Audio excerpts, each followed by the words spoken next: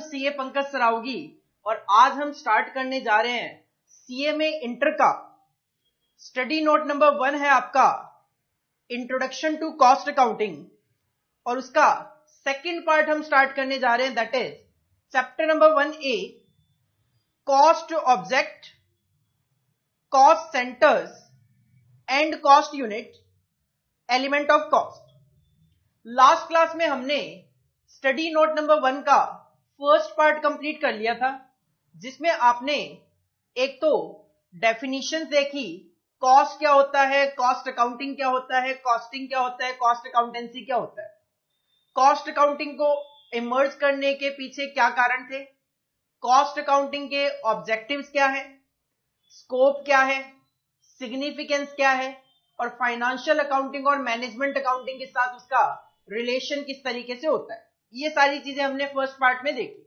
Second part हम यहाँ पे देख रहे हैं चैप्टर नंबर 1A के नाम से cost object, cost centre and cost unit, element of cost.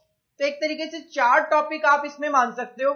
एक है कॉस्ट ऑब्जेक्ट, एक है कॉस्ट सेंटर, एक है कॉस्ट यूनिट और एक हम एलिमेंट ऑफ कॉस्ट डिस्कस करें।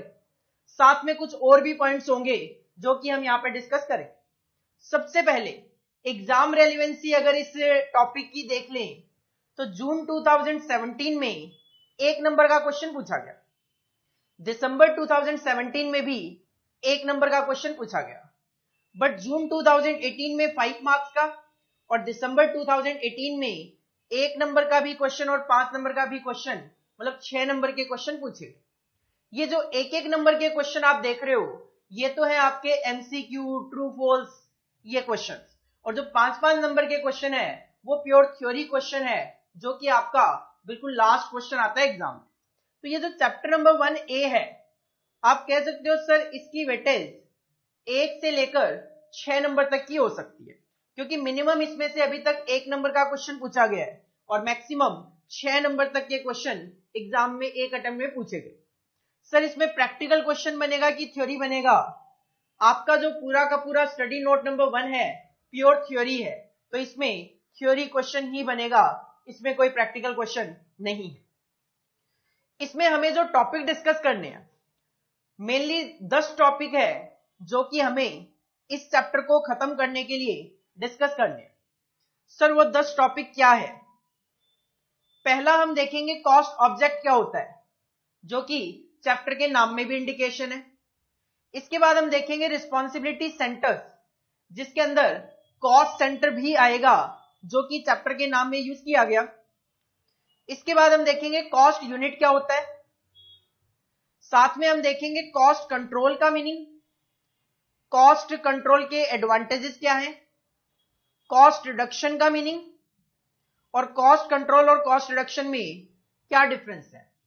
अगर मैं बात करूं तो आपने अगर लास्ट यूनिट को ध्यान से पढ़ा हो और आपको याद हो तो जब हमने ऑब्जेक्टिव ऑफ कॉस्ट अकाउंटिंग की बात की थी तो वहां पे हमने एक ऑब्जेक्टिव देखा था cost control and cost reduction.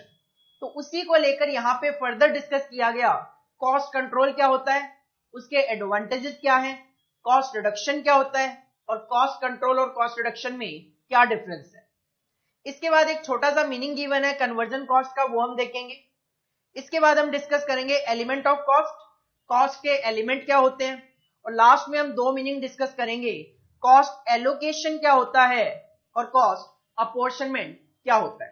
तो दीज आर द 10 टॉपिक्स जो कि हमें इस पार्ट को कंप्लीट करने के लिए डिस्कस करने हैं, जिसमें सबसे पहले अगर मैं बात करूं फर्स्ट हमारा जो टॉपिक है that is cost object. Cost object, sir ये कॉस्ट ऑब्जेक्ट क्या होता है? देखो ऑब्जेक्ट वर्ड पे कॉन्सेंट्रेट करो और ऑब्जेक्ट का अगर मैं सिंपल सी बात करूं तो ऑब्जेक्ट बोला जाता है कॉस्टिंग में किसी प्रोडक्ट या फिर किसी सर्विस को। तो कोई भी प्रोडक्ट या कोई भी सर्विस जिसकी हम कॉस्ट कैलकुलेट कर सकते हैं, दिस प्रोडक्ट और service is known as cost object. Cost object क्या है? कोई भी प्रोडक्ट या सर्विस जिसकी कॉस्ट कैलकुलेट की जा सकती है दिस प्रोडक्ट और service is known as cost object. Like मैं कहता हूं मैं प्रोडक्ट ए बना रहा हूं, अगर मैं प्रोडक्ट ए की कॉस्ट कैलकुलेट कर सकता हूं तो this product A is the cost object in cost accounting. मैं टीचिंग की सर्विसेज प्रोवाइड करता हूं, से एग्जांपल एक बैच को, अगर मैं उस बैच को जो टीचिंग की सर्विसेज प्रोवाइड करता हूं, अगर मैं उसकी कॉस्ट कैलकुलेट कर पाता हूं तो वो बैच मेरे लिए कॉस्ट ऑब्जेक्ट होगा। तो कॉस्ट ऑब्जेक्ट क्या है? Cost object is the technical name. Cost object केवल और केवल टेक्निकल नेम है किसका? किसी प्रोडक्ट या सर्विस को टेक्निकली कॉस्ट ऑब्जेक्ट बोला जाता है। कोई प्रोजेक्ट हो सकता है, कोई डिपार्टमेंट हो सकता है जिसके लिए भी हम कॉस्ट कैलकुलेट कर सकें, कोई एक्टिविटी हो सकती है to which a cost relate. तो कोई भी ऐसा प्रोडक्ट, कोई भी ऐसी सर्विस, कोई भी ऐसा प्रोजेक्ट, कोई भी ऐसा डिपार्टमेंट, कोई भी ऐसी एक्टिविटी जिससे रिलेटेड मैं ये कह सकता हूं हाँ इसकी ये कॉस्ट है, तो this thing is known as cost object. तो सिंपल आप माइंड में रख सकते हो, कॉस्ट ऑब्जेक्ट टेक्निकल नेम है किसी प्रोडक्ट या सर्विस का जिससे कि हम कोई कॉस्ट रिलेट कर सकते हैं।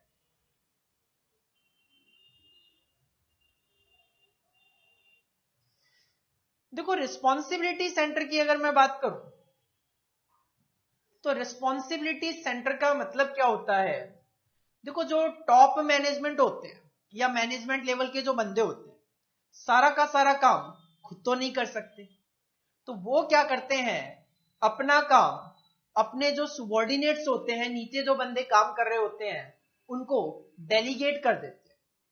काम को डेलीगेट करने का मतलब मैनेजमेंट लेवल के बंदे अपनी जो रिस्पॉन्सिबिलिटीज है वो रिस्पॉन्सिबिलिटी डेलीगेट कर रहे हैं, नीचे जो मैनेजर काम करते हैं उनको रिस्पॉन्सिबिलिटी दे रहे कि भाई आपको कितनी कॉस्ट में काम करना है, आपको कितनी सेल जनरेट करनी है, आपको कितना प्रॉफिट कमाना है।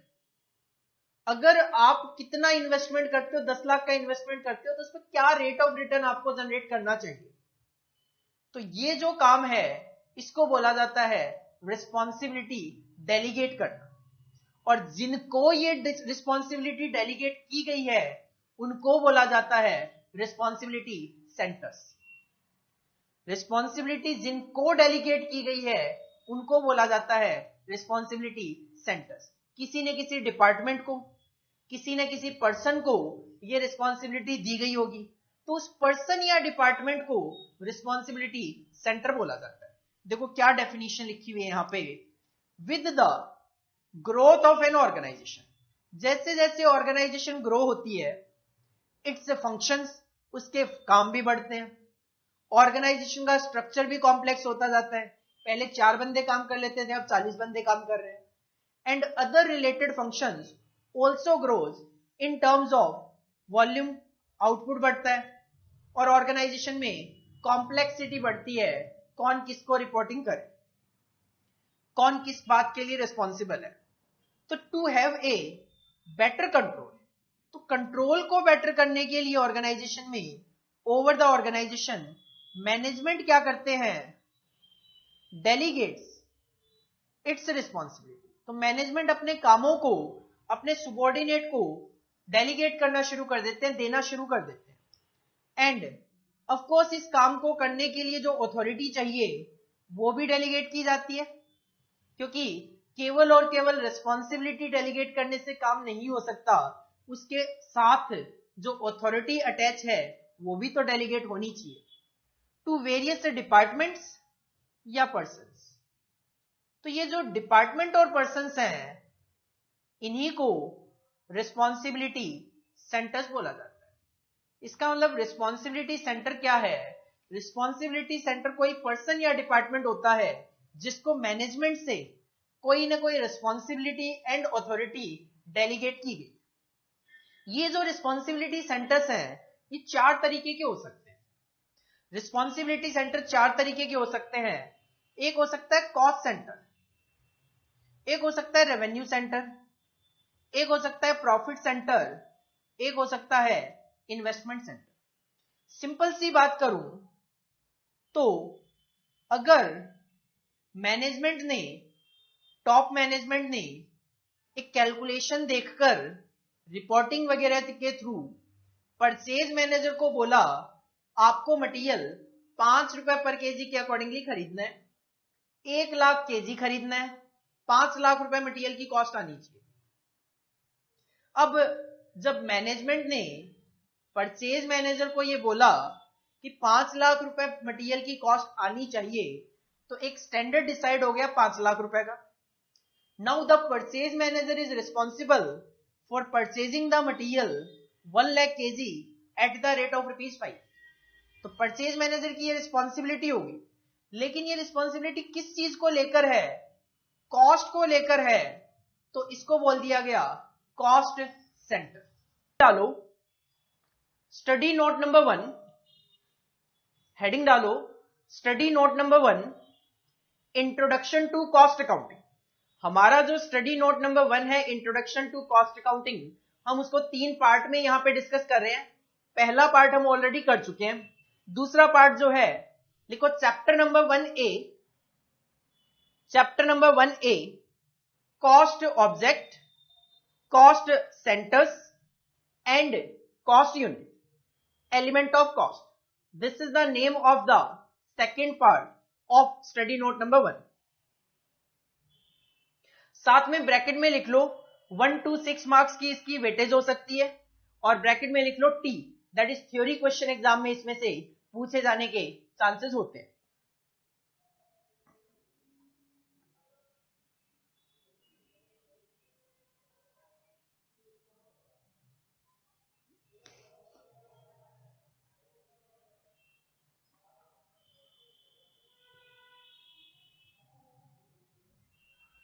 इसके बाद हेडिंग डालो टॉपिक्स, और ये 10 टॉपिक जो कि हमें इस पार्ट में डिस्कस करने हैं ये कॉपी कर लो।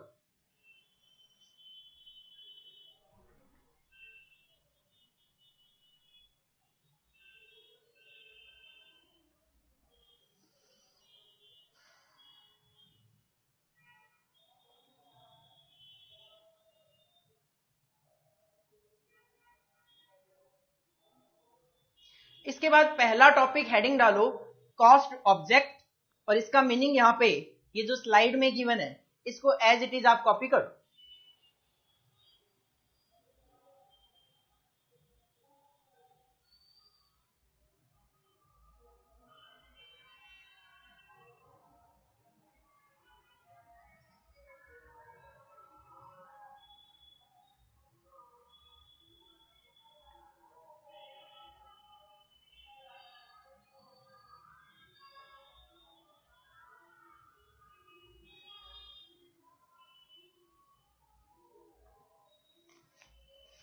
पहले रिस्पॉन्सिबिलिटी सेंटर की अगर बात करें तो आपका पहला रिस्पॉन्सिबिलिटी सेंटर है that is cost centres.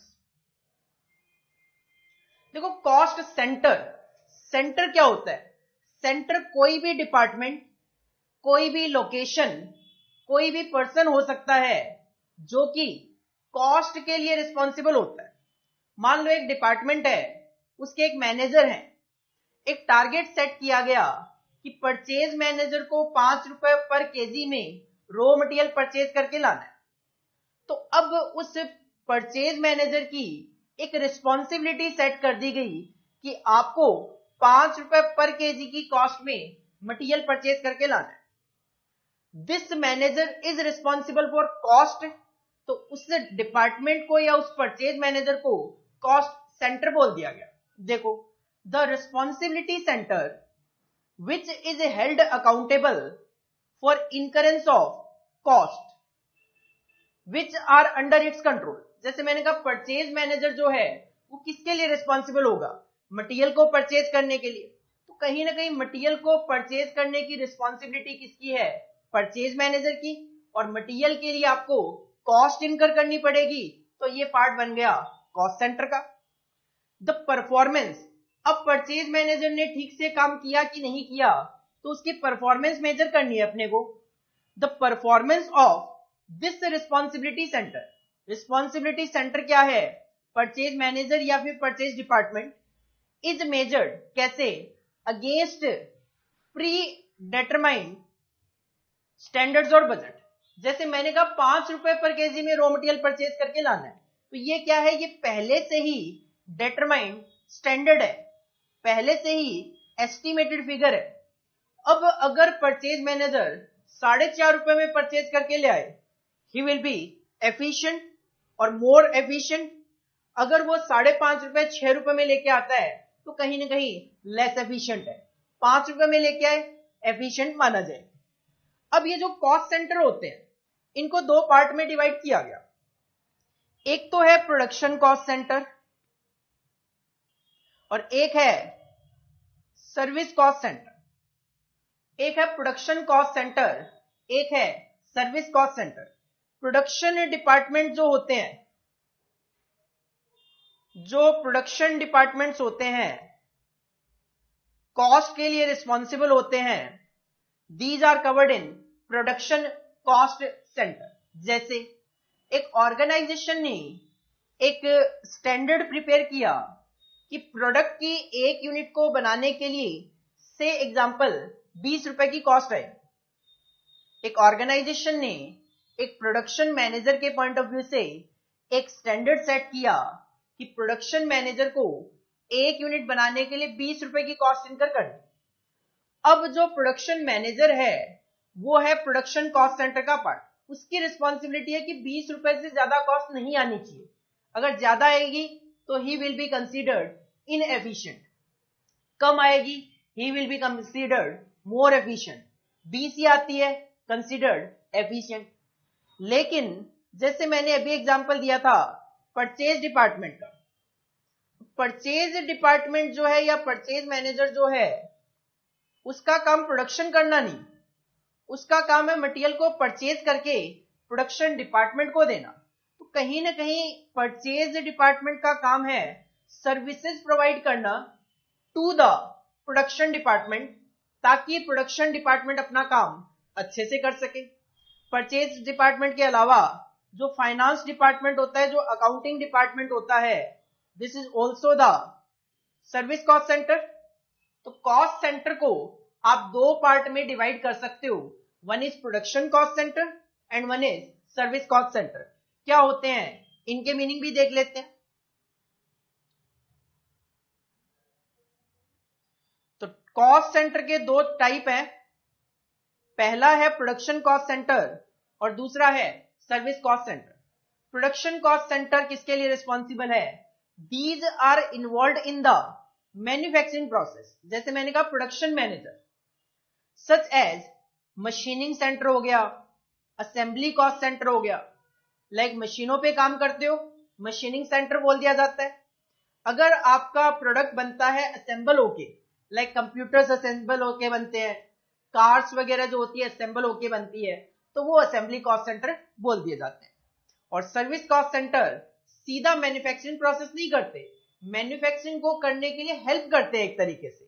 These are not involve in the actual manufacturing process. ये कोई मैन्युफैक्चरिंग प्रोसेस नहीं करते, but provide services to the production cost centre.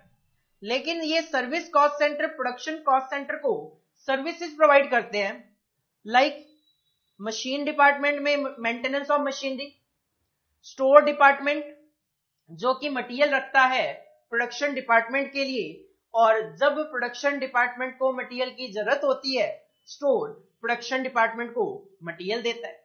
तो कॉस्ट सेंटर क्या है? कॉस्ट सेंटर कोई भी एक ऐसा डिपार्टमेंट, कोई भी ऐसा पर्सन या मैनेजर हो सकता है जिसके लिए एक प्री डिटरमाइंड स्टैंडर्ड या बजट फिक्स है, और उसकी परफॉर्मेंस मेजर करने के लिए जो वो एक्चुअल में कॉस्ट इनकर करता है उसको बजट के साथ कंपेयर करके उसकी एफिशिएंसी मेजर की जाती है। दो तरीके के कॉस्ट सेंटर हो सकते हैं, प्रोडक्शन कॉस्ट सेंटर और service cost centre. Production cost centre and service cost centre. Production cost centre वो है जो कॉस्ट इनकरेंस के लिए रिस्पॉन्सिबल तो है, लेकिन एंगेज्ड है मैन्युफैक्चरिंग प्रोसेस में। सर्विस कॉस्ट सेंटर भी कॉस्ट इनकरेंस के लिए रिस्पॉन्सिबल तो है, but not involve in the manufacturing process. वो केवल और केवल प्रोडक्शन कॉस्ट सेंटर को सर्विसेज प्रोवाइड करते हैं ताकि प्रोडक्शन कॉस्ट सेंटर अपना काम अच्छे से और कम से कम कॉस्ट में कर सके। तो this is all about cost centre.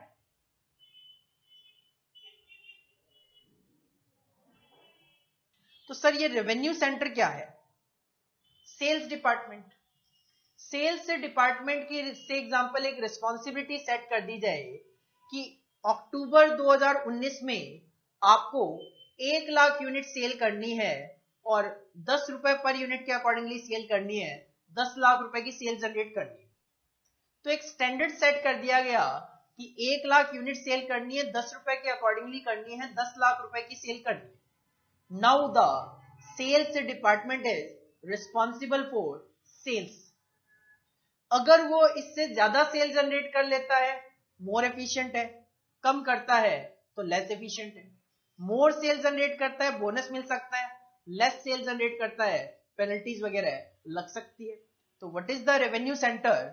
वो रिस्पॉन्सिबिलिटी सेंटर जो कि किसके लिए रिस्पॉन्सिबल होगा? Which is accountable for generation of revenue. Revenue मतलब sales for the entity. For example, sales department is responsible for achievement of sales target होते हैं and revenue generation.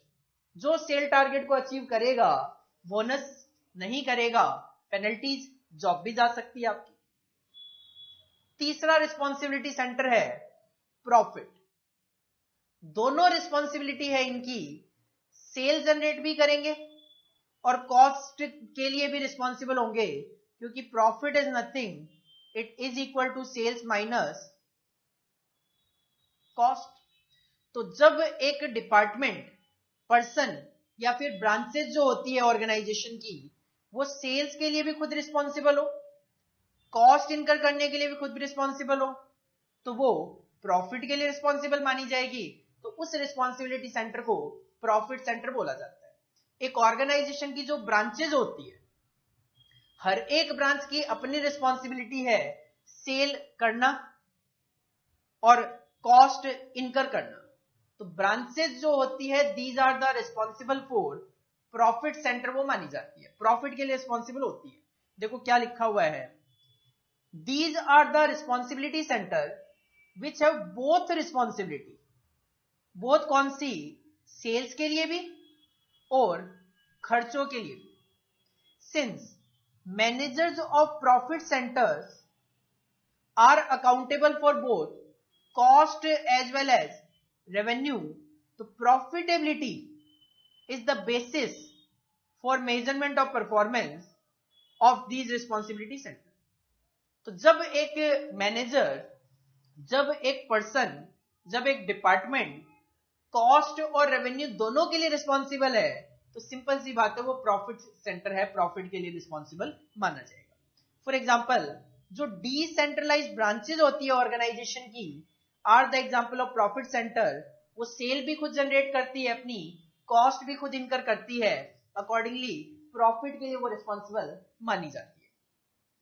और फाइनली अगर बात करें चौथा, इन्वेस्टमेंट सेंटर, वो रिस्पॉन्सिबिलिटी सेंटर जिनका पैसा मार्केट से उठाने की भी अपनी रिस्पॉन्सिबिलिटी है, इन्वेस्ट कहां पे करना है वो डिसीजन भी उनको खुद को लेने हैं, लेकिन उनकी परफॉर्मेंस मेजरमेंट के लिए टॉप मैनेजमेंट एक रिटर्न ऑन इन्वेस्टमेंट, कि जो आप पैसा इन्वेस्ट कर रहे हो उस पर कितनी रिटर्न जनरेट कर पा रहे हो, उसके लिए एक स्टैंडर्ड सेट कर दिया जाता है।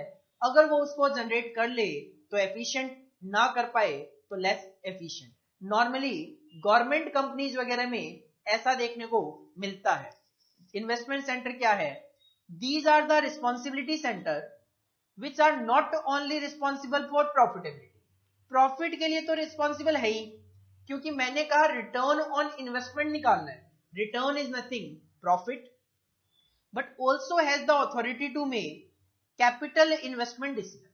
लेकिन कैपिटल को कहां इन्वेस्ट करना है उसके डिसीजन भी वो खुद ही लेंगे, ब्रांच मैनेजर ही लेगा, या जो कंपनी है उसके मैनेजर ही लेंगे। The performance of these responsibility centre are measured on the basis of return on investment के बेसिस पे उनकी परफॉर्मेंस मेजर की जाती है। Example of investment centre are, जो हमारी गवर्नमेंट है that is public sector undertakings जो है उनकी महारत्न कंपनीज है, मतलब बड़ी बड़ी कंपनियां हैं ये सेंट्रल गवर्नमेंट की, ONGC, SAIL, BHEL, IOCL, CIL, GAIL, BPCL, ये कुछ कंपनियां हैं जिनको महारत्ना कंपनीज के नाम से जाना जाता है। All are the companies of central government. Central government एक रिटर्न ऑन इन्वेस्टमेंट सेट करके चलती है कि भाई किस कंपनी को कितना रिटर्न ऑन इन्वेस्टमेंट जनरेट करना है। अगर वो उतना रिटर्न ऑन इन्वेस्टमेंट जनरेट कर पाते हैं तो वो कंपनी एफिशिएंट है, आगे गवर्नमेंट उसको कंटिन्यू करेगी। और अगर कोई रिटर्न ऑन इन्वेस्टमेंट उतना जनरेट नहीं कर पाती, हो सकता है गवर्नमेंट उस कंपनी को बंद करने का आदेश दे दे। This is known as investment centre. तो रिस्पॉन्सिबिलिटी सेंटर क्या है? कोई भी ऑर्गेनाइजेशन, कोई भी डिपार्टमेंट, कोई भी पर्सन जिसको टॉप मैनेजमेंट से कुछ ना कुछ रिस्पॉन्सिबिलिटी और अथॉरिटी मिल गई, किस वजह से? क्योंकि टॉप मैनेजमेंट के पास काम बहुत सारे हैं, फंक्शंस बहुत सारे हैं। तो this organisation, in case of investment centre, department या person is known as responsibility centre. Sir responsibility centre चार तरीके के होते हैं: cost, revenue, profit, investment centre. वो रिस्पॉन्सिबिलिटी सेंटर जो कॉस्ट के लिए रिस्पॉन्सिबल है, कॉस्ट सेंटर माना जाएगा। परफॉर्मेंस के लिए स्टैंडर्ड पहले से सेट होगा, कंपैरिजन से पता लग जाएगा परफॉर्मेंस कैसी है। सेम तरीका रेवेन्यू सेंटर, वो रिस्पॉन्सिबिलिटी सेंटर जो रेवेन्यू जनरेट करने के लिए रिस्पॉन्सिबल है, that is known as revenue centre. Example है सेल्स डिपार्टमेंट, उनका भी स्टैंडर्ड सेट होगा परफॉर्मेंस मेजरमेंट के लिए। तीसरा प्रॉफिट सेंटर, वो रिस्पॉन्सिबिलिटी सेंटर जो कि रेवेन्यू और कॉस्ट दोनों के लिए रिस्पॉन्सिबल है, that is known as profit centre. जो डिसेंट्रलाइज्ड ब्रांचेज होती है ऑर्गेनाइजेशन की, these branches are the profit centres. और इन्वेस्टमेंट सेंटर्स की बात करें तो सेंट्रल गवर्नमेंट की जो कंपनीज है, central government return on investment set कर देती है। ये कंपनीज प्रॉफिट के लिए तो रिस्पॉन्सिबल है ही क्योंकि रिटर्न, लेकिन इन्वेस्टमेंट के लिए भी खुद ही रिस्पॉन्सिबल है कि कहां करना है, कैसे करना है, अपने डिसीजन इनके होते हैं। लेकिन स्टैंडर्ड सेट होंगे by the central government of return on investment, उससे कंपैरिजन किया जाएगा कौन सी कंपनी की परफॉर्मेंस किस तरीके की है।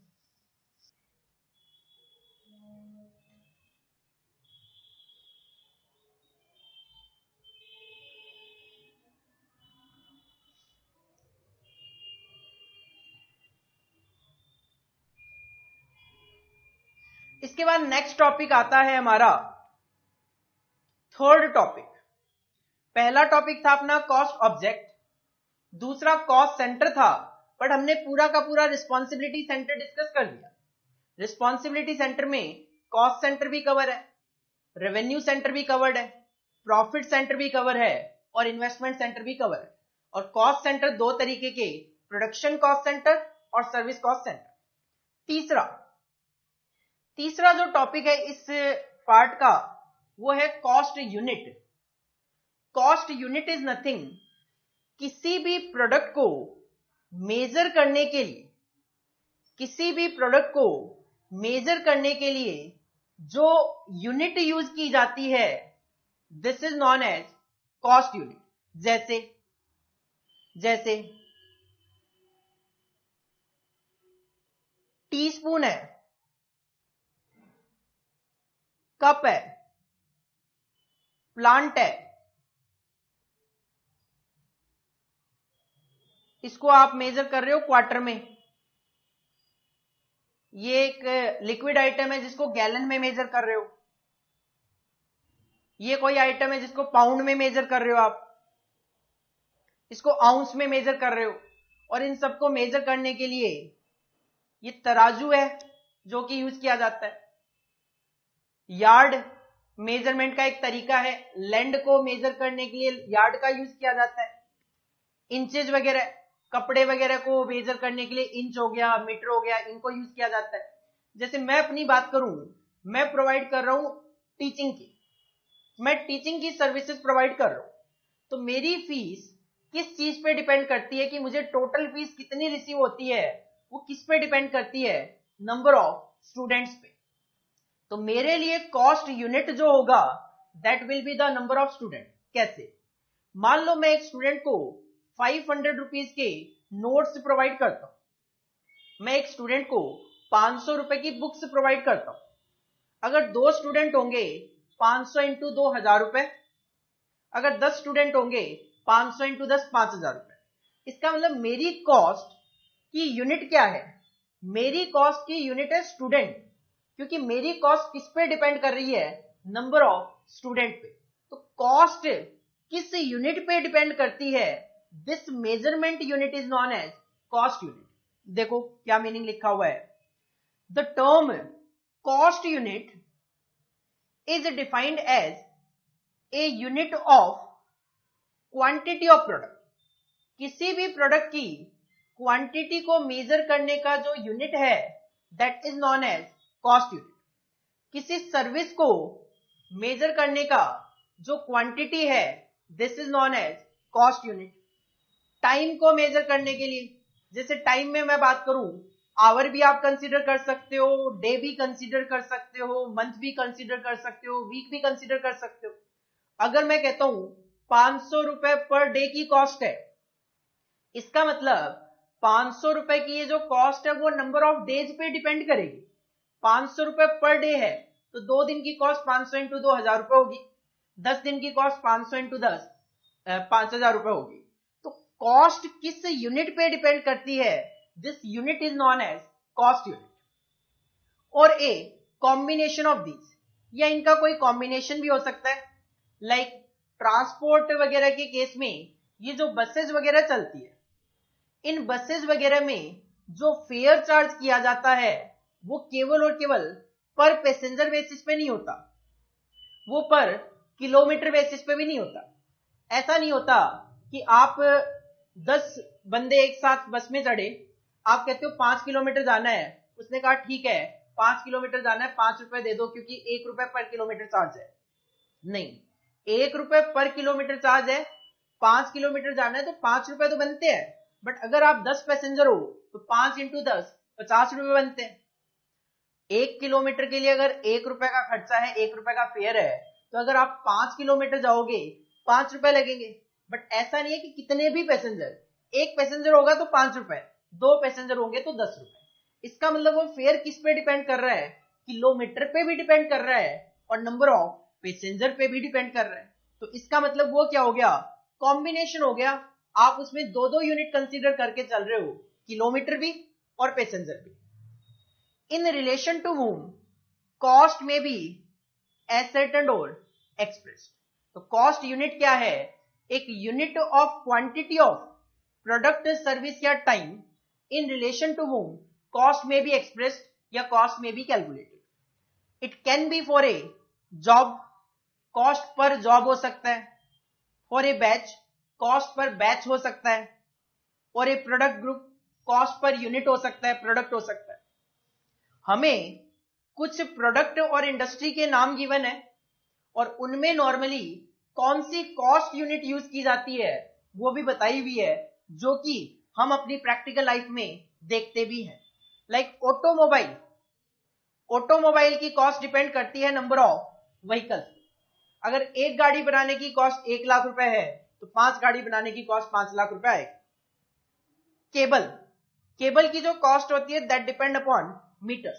अगर आप वायर परचेज करने के लिए जाते हो मार्केट में तो आप कहते हो केबल का रेट बताना, वो कहते हैं से एग्जांपल 50 रुपए पर मीटर। अगर आप कहोगे 2 मीटर देना तो 50 इंटू 2 100 रुपए, 10 मीटर देना तो 50 इंटू 10 500 रुपए। इसका मतलब उसकी कॉस्ट मीटर पे डिपेंड कर रही है। सीमेंट नंबर ऑफ टन्स के अकॉर्डिंगली मेजर की जाती है। केमिकल मोस्टली जो लिक्विड आइटम होते हैं वो मोस्टली लीटर हो गया, गैलन हो गया, इनमें मेजर किया जाता है। गैस को क्यूबिक मीटर में मेजर किया जाता है। पावर जो है उसको किलोवाट आवर्स में मेजर किया जाता है। ट्रांसपोर्ट के केस में जैसे मैंने पहले भी बताया, पैसेंजर और किलोमीटर दोनों कंसीडर किए जाते हैं। हॉस्पिटल के केस में एक पेशेंट का एक दिन का खर्चा, एक बेड का खर्चा फिक्स होता है। जैसे आप एक रूम लेते हो, कहां पे? हॉस्पिटल में। अगर एक पेशेंट के लिए एक रूम लेते हो 5,000 रुपए है तो अगर 2 दिन वो पेशेंट रहता है तो 10,000 रुपए, 3 दिन रहता है तो 15,000 रुपए। अगर 2 पेशेंट आप लेकर जाते हो तो अकॉर्डिंगली नंबर ऑफ पेशेंट पे भी खर्चा डिपेंड करेगा, और कितने नंबर ऑफ डेज वहां पे लगते हैं उस पे भी खर्चा डिपेंड करेगा। होटल के केस में पर नाइट बेसिस पे चार्जेस होते हैं, सबको आइडिया है। एजुकेशन के केस में जैसे मैंने कहा नंबर ऑफ स्टूडेंट पे डिपेंड करता है। टेलीकॉम के केस में number of calls, no doubt आजकल अनलिमिटेड का भी जमाना है। बीपीओ जो होते हैं, बिजनेस प्रोसेस आउटसोर्सिंग, उसमें कंपनी कितने अकाउंट हैंडल करती है उसके बेसिस पे उनका रेम्यूनरेशन जनरेट होता है, रेवेन्यू जनरेट होता है। और professional services normally hours basis पे प्रोवाइड करवाई जाती है, तो रेट पर आवर फिक्स होता है। अकॉर्डिंगली जितने घंटे आप सर्विसेज दोगे उसके अकॉर्डिंगली आप चार्ज करते हुए चलोगे। तो cost unit is nothing, it is the form of measurement. किसी भी प्रोडक्ट या सर्विस को मेजर करने का यूनिट क्या है, तरीका क्या है, this is known as cost unit. और ये कुछ इंडस्ट्रीज हैं जिनके कॉस्ट यूनिट अपने को एग्जाम में याद करके जाने हैं। सर याद क्यों करके जाने हैं? क्योंकि जो एमसीक्यू, ट्रू फॉल्स वगैरह क्वेश्चन है उनमें क्वेश्चन पूछ लिया जाता है। किस तरीके से? कुछ इस तरीके से। एक ट्रू फॉल्स का क्वेश्चन है, cost unit of hotel industry is student per year. Hotel को स्टूडेंट से कोई मतलब नहीं है। होटल वाले चार्ज करते हैं बेड नाइट के बेसिस पे, पर नाइट के बेसिस पे। एक नाइट का 2,000 रुपए, 2 नाइट 4,000 रुपए, इस तरीके से वो चार्ज करते हैं। तो एक हेडिंग डालो, कॉस्ट यूनिट्स। कॉस्ट यूनिट्स, सबसे पहले ये कॉस्ट यूनिट का मीनिंग कॉपी कर लो, और उसके बाद टेबल की फॉर्मेट में ये इंडस्ट्री और प्रोडक्ट और उसकी जो कॉस्ट यूनिट है वो कॉपी कर लो।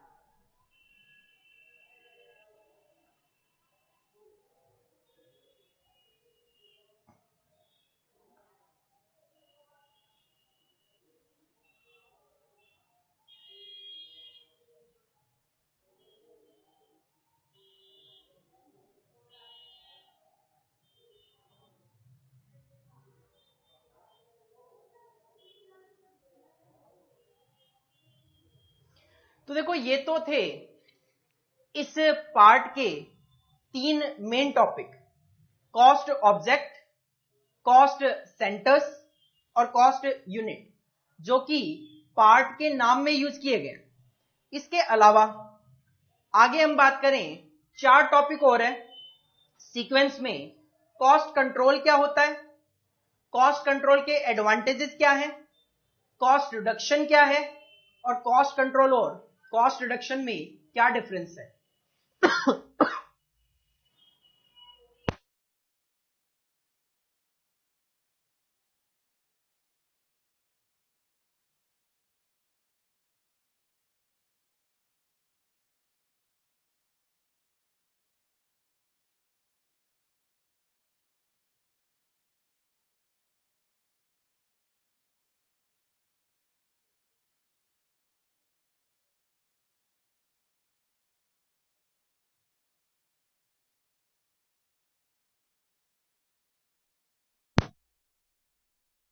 नेक्स्ट टॉपिक है हमारा कॉस्ट कंट्रोल। देखो कॉस्ट कंट्रोल का जो मीनिंग है वो हम लास्ट क्लास में ऑलरेडी डिस्कस कर चुके हैं। आपको अगर याद हो तो जब हम स्कोप ऑफ कॉस्ट अकाउंटेंसी देख रहे थे तो स्कोप ऑफ कॉस्ट अकाउंटेंसी में कॉस्ट कंट्रोल भी आया था, और वहां पे कॉस्ट कंट्रोल का मीनिंग भी आया था कि कॉस्ट कंट्रोल क्या है, जो सेट पैरामीटर्स होते हैं उसके अकॉर्डिंगली एक्शन लेने की जो प्रोसीजर होती है that is known as cost control. वही सेम मीनिंग यहां पे दोबारा रिपीट किया है, it is the process of regulating the action. किस लिए? So as to keep the element of cost within the set parameter. तो जो आपने पैरामीटर सेट किए हुए हैं विद इन कॉस्ट रह जाए, उसके लिए जो भी आप एक्शन लेते हो, this is known as cost control. Purchase manager ने को 5 रुपए पर केजी में रॉ मटेरियल परचेज करना है, इसके लिए वो जो भी एफर्ट करेगा, these are covered in the cost control. Cost control के फायदे क्या है? एक क्वेश्चन पूछा जाता है एग्जाम में, एडवांटेजेस क्या है कॉस्ट कंट्रोल के? दिसंबर 2018 में क्वेश्चन पूछा गया। तो एडवांटेजेस क्या है देख लेते हैं। Achieving the expected return on capital employed by maximising profit. Simple सी बात यह है, कॉस्ट कंट्रोल में जब आप अपनी कॉस्ट को कंट्रोल करके चलोगे तो आपके प्रॉफिट ऑटोमेटिकली क्या होंगे? मैक्सिमम होंगे। तो achieving the expected return on capital employed, क्योंकि आप क्या कर रहे हो, आप एक्सपेक्टेड कॉस्ट को अचीव करने की कोशिश कर रहे हो, और जब एक्सपेक्टेड कॉस्ट अचीव होगी तो एक्सपेक्टेड रिटर्न ऑटोमेटिकली अचीव होगी और मैक्सिमम प्रॉफिट भी आपका अचीव होगा। दूसरा, increase in productivity of the available resources. जब किसी पर्सन पे, से एग्जांपल परचेज मैनेजर पे ही एक रिस्पॉन्सिबिलिटी डाल दी गई, आपको 5 रुपए पर केजी में रॉ मटेरियल परचेज करके लाना है, तो वो अपनी प्रोडक्टिविटी को इंक्रीज करेगा और अवेलेबल रिसोर्सेज जो है ऑर्गेनाइजेशन के लिए, क्योंकि परचेज मैनेजर जो फंड यूज करेगा, these are the resources of the organisation, जिसको वो ज्यादा प्रोडक्टिविटी के साथ यूज करने की कोशिश करेगा।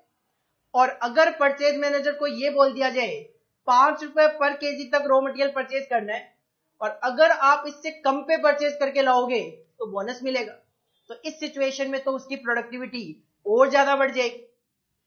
इसके अलावा reasonable price of the customer. जब आपकी कॉस्ट कंट्रोल में होगी तो आप प्रोडक्ट का प्राइस भी रीजनेबल रखोगे, कस्टमर को भी इससे फायदा होगा। इसके अलावा continued employment and job opportunity for the worker. आप जब अपनी कॉस्ट को कंट्रोल में रखोगे, प्रॉफिट आपके बढ़ते जाएंगे, तो कहीं ना कहीं आप और प्रोडक्ट लॉन्च करोगे, और लोगों की सर्विसेज एम्प्लॉयड करोगे, तो उस सिचुएशन में एम्प्लॉयमेंट भी प्रोवाइड करवाओगे और जॉब अपॉर्चुनिटी भी प्रोवाइड करवाओगे। इसके अलावा economic use of limited resources of production. आपके पास जो प्रोडक्शन के लिमिटेड रिसोर्सेज हैं, आप उसका इकोनॉमिक यूज करोगे। जैसे हम जब स्टैंडर्ड कॉस्टिंग का चैप्टर देखेंगे तो हम देखेंगे कि प्रोडक्शन मैनेजर की एक रिस्पॉन्सिबिलिटी सेट कर दी जाती है। क्या? से एग्जांपल 2 केजी रॉ मटेरियल से 1 यूनिट बनानी है, प्रोडक्शन मैनेजर की रिस्पॉन्सिबिलिटी सेट कर दी गई 2 केजी रॉ मटेरियल को यूज करके प्रोडक्ट की आपको 1 यूनिट बनानी। अब इससे क्या होगा, प्रोडक्शन मैनेजर पूरी कोशिश करेगा 2 केजी रॉ मटेरियल में ही 1 यूनिट बनाने की। इससे जो हमारे पास लिमिटेड रिसोर्सेज हैं, लिमिटेड रिसोर्सेज क्या है? मटीरियल, उसका हम इकोनॉमिक यूज करने की कोशिश करेंगे। इसके अलावा इंक्रीज्ड क्रेडिट वर्दीनेस। होगा क्या, जब आप कॉस्ट को कंट्रोल रखोगे तो मार्केट में प्राइसेस रीजनेबल रखोगे, उसमें ज्यादा फ्लक्चुएशन नहीं आएगी, तो आपकी क्रेडिबिलिटी मार्केट में बढ़ेगी कि हाँ ये कंपनी है, इनका ये जो प्रोडक्ट आता है इसका कई सालों से जो प्राइस है वो कहीं ना कहीं कांस्टेंट चल रहा है। और इसके अलावा ऑफ कोर्स जिस इंडस्ट्री में आपका बिजनेस है, prosperity and economic stability of the industry. और जब आप कॉस्ट को कंट्रोल करोगे, कॉस्ट को स्टेबल रखोगे, तो इंडस्ट्री भी ऑटोमेटिकली स्टेबल होती है। तो कॉस्ट कंट्रोल के फायदे क्या है? पहला, प्रॉफिट बढ़ेगा आपका। दूसरा, प्रोडक्टिविटी बढ़ेगी। तीसरा, कस्टमर को फायदा होगा क्योंकि उनको रीजनेबल प्राइसेस में प्रोडक्ट मिलेगा। चौथा, एम्प्लॉयमेंट क्रिएट होगा। पांचवा, लिमिटेड रिसोर्सेज का प्रॉपर यूज होगा। छठा, बिजनेस की क्रेडिट वर्दीनेस बढ़ेगी। और सातवां, इंडस्ट्री जो है उसमें स्टेबिलिटी आएगी। तो this is the cost control and these are the 7 advantages of cost control, जिसपे मैंने आपको पहले भी कहा दिसंबर 2018 में 5 नंबर का क्वेश्चन पूछा गया था। 7 पॉइंट्स है अपने पास, 7 में से 7 लिख दे तो वेल गुड है, 7 नहीं भी लिख पाते हैं, अगर 5 भी लिख के आएंगे तो अच्छे खासे नंबर आपको वहां पे मिल जाएंगे। तो एक हेडिंग डालो, कॉस्ट कंट्रोल, कॉस्ट कंट्रोल, और कॉस्ट कंट्रोल का मीनिंग कॉपी करो। हालांकि आपके पास ये meaning last to last class में लिखा हुआ है, बट फिर भी दोबारा से यहां पे कॉपी करो।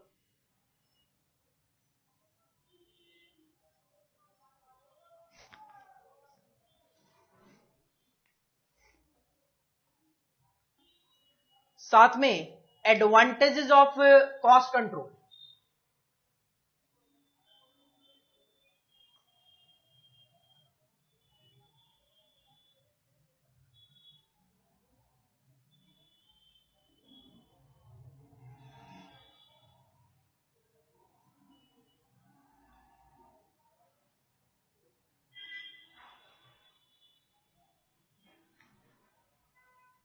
ये क्वेश्चन भी कॉपी कर लो कि हमारे एग्जाम में सीधा सीधा एक क्वेश्चन पूछा गया था एडवांटेजेस ऑफ कॉस्ट कंट्रोल का, 5 नंबर का, दिसंबर 2018 में।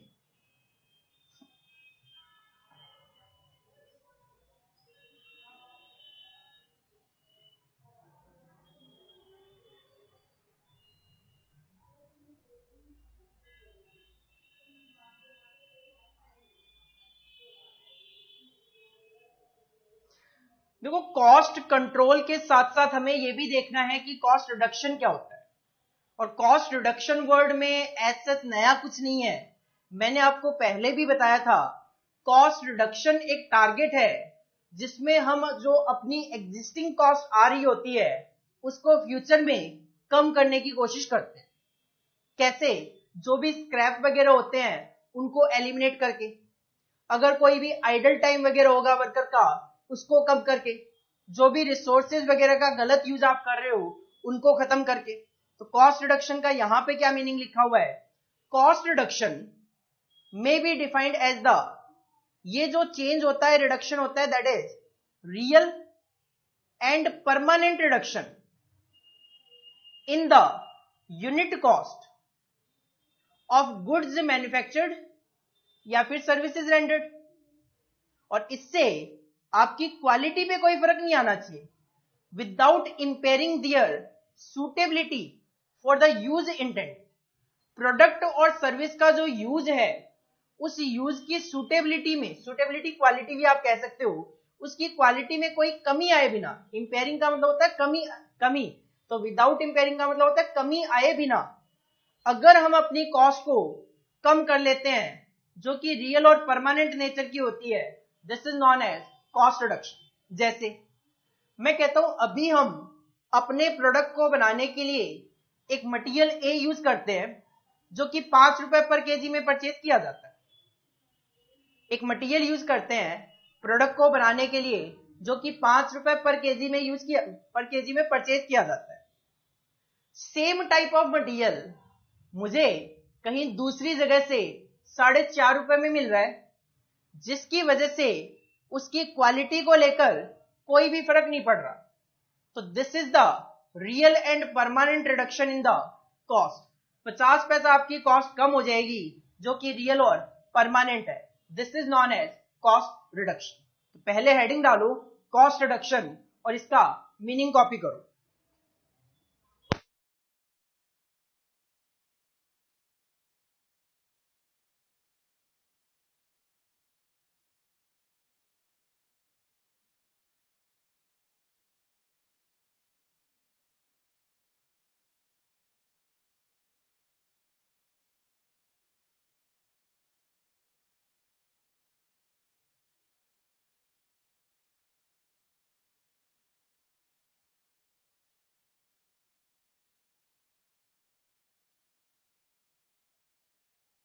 पहला पॉइंट जो है कॉस्ट कंट्रोल और कॉस्ट रिडक्शन, दोनों में क्या डिफरेंसेस है? पहला पॉइंट वही है जो मैंने अभी अभी आपको बताया मीनिंग को लेकर। कॉस्ट कंट्रोल जो है उसका टारगेट है कॉस्ट को मेंटेन करना। कहां तक मेंटेन करना? जो स्टैंडर्ड होंगे वहां तक मेंटेन करना। तो कॉस्ट कंट्रोल का टारगेट क्या है, एम क्या है? At maintaining the cost as per established standard. अगर स्टैंडर्ड सेट हो गया कि भाई 10 रुपए इस यूनिट की कॉस्ट आनी चाहिए, तो 10 रुपए तक उस कॉस्ट को मेंटेन करना, this is the cost control. जबकि कॉस्ट रिडक्शन का मतलब है अगर 10 रुपए कॉस्ट आ रही है प्रेजेंट में, तो उसको फ्यूचर में कम करने की कोशिश करना। तो cost reduction is concern with reducing the cost. तो पहला डिफरेंस, कॉस्ट कंट्रोल में कॉस्ट को स्टैंडर्ड तक मेंटेन करने की कोशिश की जाती है, कॉस्ट रिडक्शन में कॉस्ट को रिड्यूस करने की कोशिश की जाती है। सर दूसरा डिफरेंस ये कि कॉस्ट कंट्रोल करते वक्त पास्ट में क्या कॉस्ट आई उसके बेसिस पे स्टैंडर्ड बनाया जाता है, और प्रेजेंट में मार्केट में क्या कंडीशन चल रही है उनको ध्यान में रख के स्टैंडर्ड बनाया जाता है। तो पास्ट और प्रेजेंट को ध्यान में रखा जाता है, जबकि कॉस्ट रिडक्शन में पास्ट को ध्यान में नहीं रखा जाता। इट एम्फेसाइजेज ऑन, ये प्रेजेंट को ध्यान में रखता है कि अभी क्या कंडीशन चल रही है और फ्यूचर में क्या कंडीशंस होने के चांसेस है, क्या मैनेजर्स परफॉर्मेंस दे सकते हैं, विदाउट कंसीडरिंग द पास्ट को ये कंसीडर करके नहीं चलते। पास्ट में क्या हुआ कहते हैं भूल जाओ, प्रेजेंट में क्या परफॉर्मेंस चल रही है और फ्यूचर में किस तरीके से परफॉर्मेंस देके हम अपनी कॉस्ट को कम कर सकते हैं। दूसरा पॉइंट, कॉस्ट कंट्रोल पास्ट और प्रेजेंट को ध्यान में रख के चलता है, जबकि कॉस्ट रिडक्शन प्रेजेंट और फ्यूचर को माइंड में लेके चलता है। तीसरा पॉइंट, जो कॉस्ट कंट्रोल है वो करते वक्त और स्टैंडर्ड बनाते वक्त मार्केट में क्या एग्जिस्टिंग कंडीशन चल रही है उनको ध्यान में रखा जाता है। क्या मार्केट में रिसेशन चल रहा है, मतलब प्रोडक्ट की डिमांड नहीं है, क्या मार्केट में इन्फ्लेशन चल रहा है, प्रोडक्ट की डिमांड बहुत ज्यादा है, क्या कंडीशन है मार्केट की, उसके अकॉर्डिंगली स्टैंडर्ड सेट किए जाते हैं और कॉस्ट को कंट्रोल करने की कोशिश की जाती है। क्योंकि अगर मार्केट में इन्फ्लेशन चल रहा होगा तो सिंपल सी बात है, मुझे भी बाहर से मटेरियल, लेबर, सारी चीजें महंगी मिलेगी, तो मुझे अपना स्टैंडर्ड थोड़ा सा हाई कॉस्ट का लेके चलना चाहिए। यही रिसेशन चल रहा है तो ठीक है, मैं भी प्रोडक्ट कम बनाऊंगा, बाहर से मटेरियल भी कम परचेज करूंगा, बट रिसेशन चल रहा है तो शायद मटेरियल मुझे सस्ता मिल जाए, अकॉर्डिंगली मुझे स्टैंडर्ड कॉस्ट थोड़ा लो कॉस्ट लेवल पे रखनी चाहिए। तो थर्ड पॉइंट कहता है cost control seeks to attain lowest possible cost under existing condition. जो मार्केट में एग्जिस्टिंग कंडीशंस हैं उनको ध्यान में रखते हुए लोएस्ट कॉस्ट मेंटेन करने की कोशिश की जाती है, जबकि कॉस्ट रिडक्शन जो है उसका मेंटेन करना तो टारगेट ही नहीं है, उसका तो फ्यूचर में जो होगा उसके अकॉर्डिंगली हम अपनी कॉस्ट को कम करने की कोशिश करेंगे। इसका मतलब कॉस्ट रिडक्शन को एग्जिस्टिंग मार्केट में क्या कंडीशन चल रही है उससे कोई मतलब नहीं होगा। तो cost reduction recognises no condition as permanent, ये किसी भी कंडीशन को परमानेंट नहीं मान के चलता, ये कहते हैं हमें तो फ्यूचर में कॉस्ट को कम करना है, और कोई भी कंडीशन परमानेंट नहीं होती। जो आज मार्केट चल रहा है वो फ्यूचर में चेंज होगा और हम अपनी कॉस्ट को कम कर पाएंगे। Since A change will result in lower cost, कुछ ना कुछ ऐसा चेंज हम करेंगे जिससे कि हम अपनी कॉस्ट को कम कर सकें। लाइक नई तरीके की मशीनरी यूज करना। अभी मान लो आप एक पुरानी मशीन यूज कर रहे हो जिसपे एक महीने में 10,000 यूनिट ही बना पाते हो, लेकिन एक मार्केट में नई टेक्नोलॉजी की मशीन आ रही है जिसमें 50,000 यूनिट तक बन सकती है। तो इकोनॉमीज ऑफ स्केल का बेनिफिट उठाकर शायद आप अपनी कॉस्ट को कम कर सको। चौथा पॉइंट, कॉस्ट कंट्रोल जो है वो खत्म हो जाता है कब, जब टारगेट अचीव हो जाते हैं। इसमें एक टारगेट था कि भाई 10 रुपए तक अपनी कॉस्ट को मेंटेन करना है, 10 रुपए तक मेंटेन कर लिया, कॉस्ट कंट्रोल खत्म, टारगेट अचीव हो गया। बट कॉस्ट रिडक्शन जो है वो एक भूख होती है। देखो कैसे, 10 रुपए की कॉस्ट को जब 9 रुपए 90 पैसे पे ले आओगे तो मैनेजमेंट कहेगा इसको 9 रुपए 70 पैसे पे लाने की कोशिश करो। जब 9 रुपए 70 पैसे पे ले आओगे मैनेजमेंट कहेगा और कोशिश करो इसको कम करने की। तो कॉस्ट रिडक्शन है नो विजिबल एंड, जब तक पॉसिबल हो तब तक कॉस्ट को रिड्यूस करने की कोशिश करते रहो। और फाइनली कॉस्ट कंट्रोल में जैसे मैंने कहा कि 10 रुपए अगर स्टैंडर्ड सेट कर लिया तो आपका टारगेट हो गया कि मुझे 10 रुपए तक अपनी कॉस्ट को रोक कर चलना है। इसका मतलब it is a preventive function. इसमें आपको अपनी कॉस्ट को रोक कर रखना है 10 रुपए तक, लेकिन इसमें आपको रोक कर नहीं रखना। अगर आपकी प्रेजेंट में 10 रुपए कॉस्ट आ रही है तो फ्यूचर में उसको करेक्ट करने की कोशिश करनी है कि अगर हमारे मटेरियल के स्क्रैप ज्यादा हो रहे हो लेबर ज्यादा फालतू टाइम लगा रही हो, तो क्यों ना उन स्क्रैप्स को कम करके कॉस्ट को कम किया जाए, तो करेक्ट करने की कोशिश की जाती है। तो what is the difference between cost control and cost reduction? पहला, कॉस्ट कंट्रोल है maintaining the cost as per the established standard, जबकि कॉस्ट रिडक्शन है आपका रिड्यूसिंग द कॉस्ट। दूसरा, कॉस्ट कंट्रोल पास्ट और प्रेजेंट को माइंड में लेकर चलता है जब स्टैंडर्ड्स बनाए जाते हैं, और कॉस्ट रिडक्शन करते वक्त प्रेजेंट में क्या कॉस्ट है और फ्यूचर में हम इसको कैसे कम करने की कोशिश करें उसको माइंड में रखा जाता है। तीसरा, कॉस्ट कंट्रोल करते वक्त मार्केट में एग्जिस्टिंग कंडीशंस क्या चल रही है, रिसेशन, इन्फ्लेशन, इनको ध्यान में रखा जाता है। जबकि कॉस्ट रिडक्शन कहता है कोई भी कंडीशन परमानेंट नहीं होती, कुछ ना कुछ ऐसा चेंज जरूर हो सकता है जिससे कॉस्ट को कम किया जा सके। चौथा पॉइंट, कॉस्ट कंट्रोल तब फिनिश हो जाता है जब आप अपना स्टैंडर्ड अचीव कर लेते हो। कॉस्ट रिडक्शन है नो विजिबल एंड, भूख है, आगे से आगे आप अपनी कॉस्ट को कम करने की कोशिश करोगे।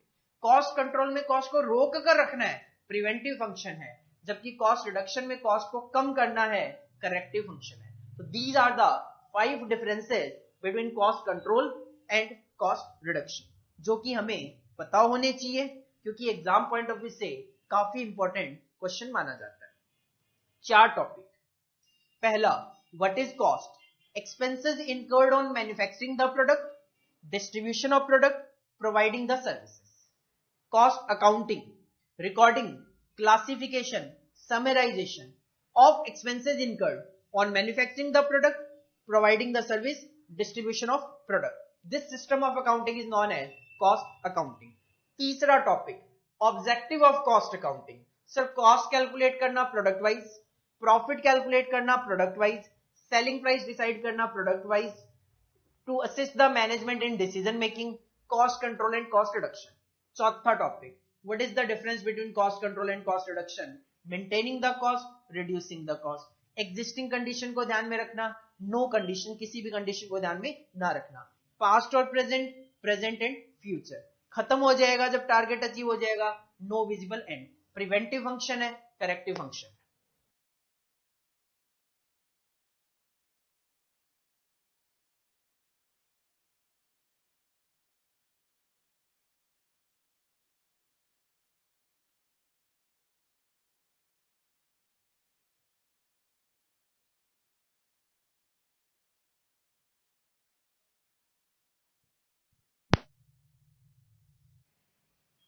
इसके बाद देखो, एक छोटा सा मीनिंग गिवन है यहां पे, कन्वर्जन कॉस्ट। और बहुत सिंपल सा इसका मीनिंग क्या है, रॉ मटेरियल को फिनिश्ड गुड्स में कन्वर्ट करने की जो कॉस्ट होती है that is known as conversion cost. Raw material को फिनिश्ड गुड्स में कन्वर्ट करने के लिए जो खर्चे लगते हैं this is known as conversion cost. और मटेरियल को फिनिश्ड गुड्स में कन्वर्ट करने के लिए एक तो लेबर का खर्चा लगता है, अगर कोई अदर एक्सपेंस है डायरेक्ट नेचर का वो लगता है, या फिर कोई भी फैक्ट्री में इनडायरेक्ट नेचर के खर्चे होते हैं वो लगते हैं। क्योंकि एक्सपेंसेस 2 तरीके के होते हैं जो हम अभी डिस्कस भी करेंगे, डायरेक्ट और इनडायरेक्ट। तो मटेरियल को फिनिश्ड गुड्स में कन्वर्ट करने के लिए जो भी डायरेक्ट और इनडायरेक्ट नेचर के खर्चे लगते हैं that is known as conversion cost. तो it indicates the cost incurred, किस लिए, for converting the raw material into finished goods. Raw material को फिनिश्ड गुड्स में कन्वर्ट करने के लिए जो खर्चे लगते हैं this is known as conversion cost. तो कन्वर्जन कॉस्ट में क्या क्या इंक्लूड होता है, डायरेक्ट वेजेस, डायरेक्ट वेजेस कह दो, लेबर कह दो, एक ही बात है। कोई भी अदर नेचर का डायरेक्ट एक्सपेंस, इसके अलावा फैक्ट्री में जो भी ओवरहेड, ओवरहेड का मतलब होता है इनडायरेक्ट। तो ओवरहेड में इनडायरेक्ट मटेरियल भी कवर्ड है, इनडायरेक्ट लेबर भी कवर्ड है, और इनडायरेक्ट अदर एक्सपेंसेस भी कवर्ड है। तो सिंपल आप कह सकते हो कि मटेरियल को नहीं लेना, मटेरियल की कॉस्ट को छोड़ दो, उसके अलावा जो भी डायरेक्ट और इनडायरेक्ट नेचर के खर्चे होते हैं मटेरियल को फिनिश गुड्स में कन्वर्ट करने के, this is known as conversion cost. Heading डालो कन्वर्जन कॉस्ट और इसका मीनिंग और ये फॉर्मूला कॉपी कर लो। इस फॉर्मूले को हम आगे जाके एम्प्लॉय कॉस्ट वगैरह के चैप्टर में यूज भी करेंगे, तो हमें ये फॉर्मूला याद होना चाहिए।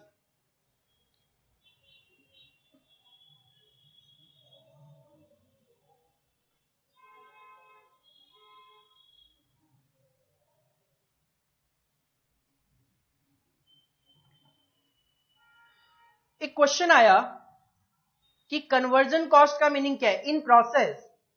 Conversion cost means direct material तो कवर्ड होता नहीं है, इसका मतलब ये तो नहीं होगा।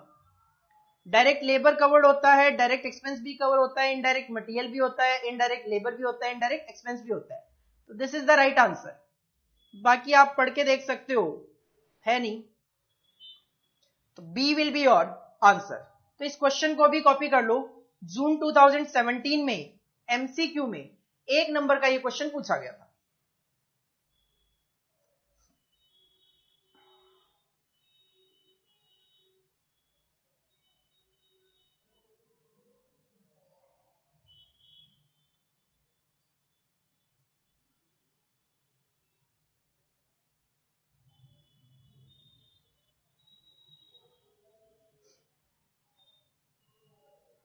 तो ये तो पार्ट था हमारा cost object, cost centre, cost unit. उसके बाद कॉस्ट कंट्रोल क्या होता है, उसके एडवांटेजेस, कॉस्ट रिडक्शन क्या होता है और उसका difference with the cost control. इसके बाद जो लास्ट टॉपिक रहता है इस चैप्टर में वो है एलिमेंट ऑफ कॉस्ट। देखो, जब किसी प्रोडक्ट को बनाया जाता है, जब कोई सर्विस प्रोवाइड की जाती है, तो उस प्रोडक्ट को बनाने के लिए और सर्विस को प्रोवाइड करने के लिए जो भी खर्चे लगते हैं उनको बोला जाता है एलिमेंट ऑफ कॉस्ट। किसी भी प्रोडक्ट को बनाने में, किसी भी सर्विस को प्रोवाइड करने में जो भी खर्चे लगते हैं उन खर्चों को बोला जाता है एलिमेंट ऑफ कॉस्ट। और ये 3 होते हैं mainly, one is material, one is labour and one is other expenses. तो material, labour and other expenses, these 3 are the element of cost. और बात करें कि सर ये मटेरियल, लेबर और अदर एक्सपेंसेस क्या होते हैं।